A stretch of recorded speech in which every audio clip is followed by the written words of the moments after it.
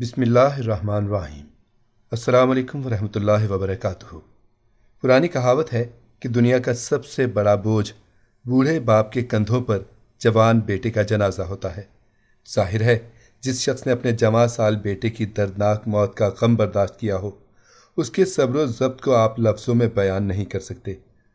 اس پہاڑ جیسے غم کو برداشت کرنے کی ہمت اور حوصلہ وہی شخص دکھا سکتا ہے جو غیر معمولی ہمت اور عقل و شعور کا انسان ہو، ورنہ عام حالات میں ایسے موقع پر انسان کا دل پھٹ جاتا ہے اور وہ اپنا آپا کھو بیٹھتا ہے۔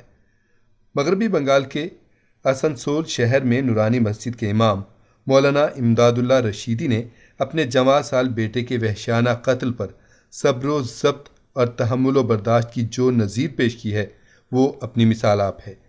اس کی جتنی بھی پذیرائی کی جائے وہ کم ہے۔ نہ صرف یہ کہ انہوں نے انسان نما درندوں کے ہاتھوں انتہائی وحشیانہ طریقے سے قتل کیے گئے اپنے بیٹے کی ادھ جلی لاش دیکھ کر صبر و تحمل کا بے مثال مظاہرہ کیا، بلکہ اپنے آس پاس جمع ان سینکڑوں لوگوں کو ایسی تلقین کی کہ اگر اس پر عمل کی داستان طویل ہو جائے تو اس ملک میں فرقہ وارانہ مسئلہ ہمیشہ کے لیے ختم ہو سکتا ہے اور لوگ ایک دوسرے کے ہمدرد اور غمگسار بن سکتے ہیں۔ آسنسول مغربی بنگال کا دوسرا سب سے بڑا شہر ہے، جہاں رام نومی کے موقع پر شر پسندوں نے منصوبہ بند طریقے سے فساد کی آگ بھڑکائی۔ آسنسول کے علاوہ مغربی بنگال کے 3 دیگر شہروں میں فساد برپا کیا گیا، جس کی زد میں آ کر کم و بیش 4 لوگوں نے اپنی زندگیاں گنوا دیں، لیکن ان میں آسنسول کی نورانی مسجد کے امام مولانا امداد اللہ رشیدی کے جوان سال بیٹے کا وحشیانہ قتل ایک ایسی تاریخ رقم کر گیا جسے بہت دور تک اور دیر تک یاد رکھا جائے گا۔ امام صاحب کا 16 سال کا نوجوان بیٹا حافظ صبغت اللہ شور شرابہ سن کر گھر سے باہر نکلا تو فسادیوں میں کہیں گم ہو گیا۔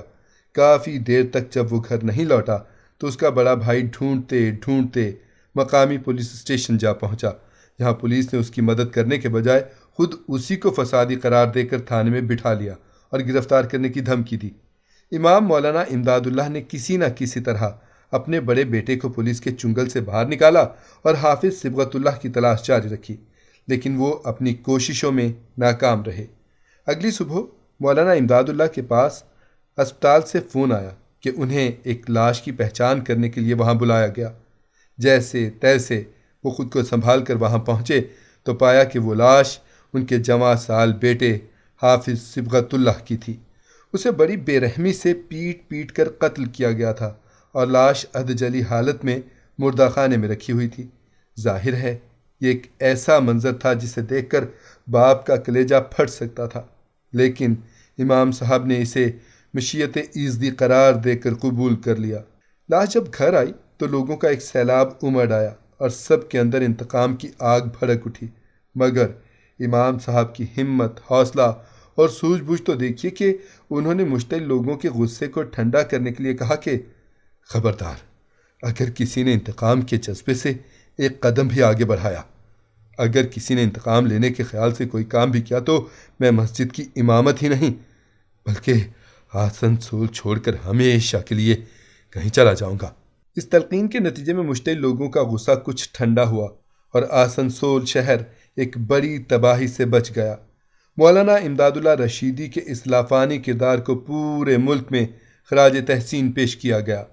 ملک کے سب سے بڑے انگریزی اخبار ٹائمز آف انڈیا نے فرد واحد کی طاقت کے عنوان سے جو اداریہ تحریر کیا، اس میں لکھا کہ مولانا امداد اللہ نے اپنے ذاتی غم و اندوہ کو نظر انداز کر کے جس طرح ایک مشتعل ہجوم کو خاموش کیا وہ اپنی مثال آپ ہے۔ ظاہر ہے کوئی بھی شخص شدید اشتعال، غم و اندوہ، ناانصافی اور ایسے نقصان کی صورت میں ایسی مثال کیوں کر پیش کر سکتا ہے۔ اخبار نے مولانا امداد اللہ کے حوصلے کی داد دیتے ہوئے حکومت سے مطالبہ کیا کہ وہ اپنی ذمہ داریاں نبھاتے ہوئے مولانا کے جوان سال بیٹے کے قاتلوں کو کیفر کردار تک پہنچا کر ان کے ساتھ انصاف کا معاملہ کرے۔ اخبار کا کہنا ہے کہ مولانا امداد اللہ کسوٹی پر کھرے اترنے والے شہری ہیں، جنہوں نے ہندوستان کے سیکولر آئین اور ملی جلی تہذیب پر مشتمل معاشرے اور اپنے ذاتی انسانی کردار سے ہم سب کو حوصلہ دیا ہے۔ آئیے ہم سب ان جیسا بننے کی کوشش کریں۔ ٹائمز آف انڈیا کے اس اداریے کے علاوہ انگریزی روزنامہ انڈین ایکسپریس میں مولانا امداد اللہ کو مہاتما کے خطاب سے نوازتے ہوئے ملیالم زبان کے ایک بڑے ادیب ایس گوپال کرشنن نے زبردست خراج تحسین پیش کیا ہے۔ مولانا امداد اللہ رشیدی نے اپنے اوپر گزرنے والی اس واردات کو بڑے دردناک انداز میں بیان کیا ہے۔ وہ کہتے ہیں، میں امن چاہتا ہوں، میرا بیٹا چلا گیا، میں نہیں چاہتا کہ کوئی دوسرا خاندان اپنا بیٹا کھوئے، میں نہیں چاہتا کہ اب اور کسی کا گھر جلے۔ میں نے لوگوں سے کہا ہے کہ اگر میرے بیٹے کی موت کا بدلہ لینے کے لیے کوئی کارروائی کی گئی تو میں آسنسول چھوڑ کر چلا جاؤں گا۔ میں نے لوگوں سے کہا کہ اگر آپ مجھ سے محبت کرتے ہیں تو کسی کے اوپر انگلی بھی نہیں اٹھائیں گے۔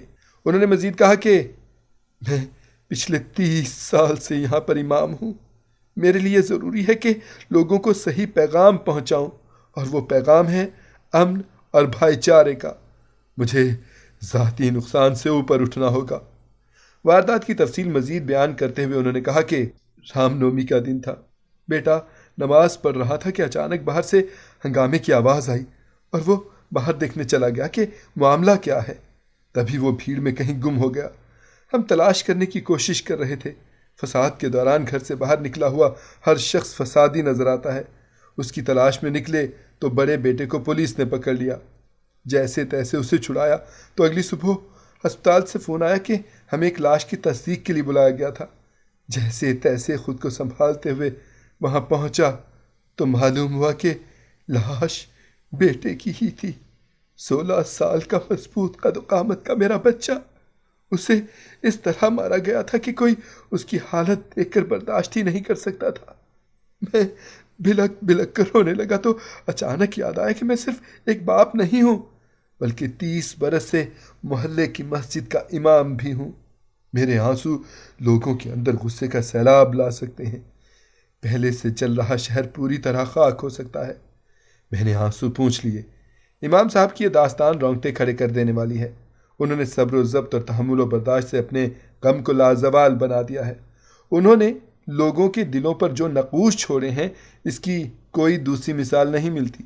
انہوں نے ہندوستانی قوم کو ایک ایسا پیغام دیا کہ جس پر اگر سب لوگ عمل کریں تو اس ملک میں امن و امان کی پائیدار فضا قائم ہو سکتی ہے۔ مولانا امداد اللہ رشیدی کے اس کردار نے اپنوں کو تو متاثر کیا ہی ہے، غیروں کو بھی حیرت زدہ کر دیا۔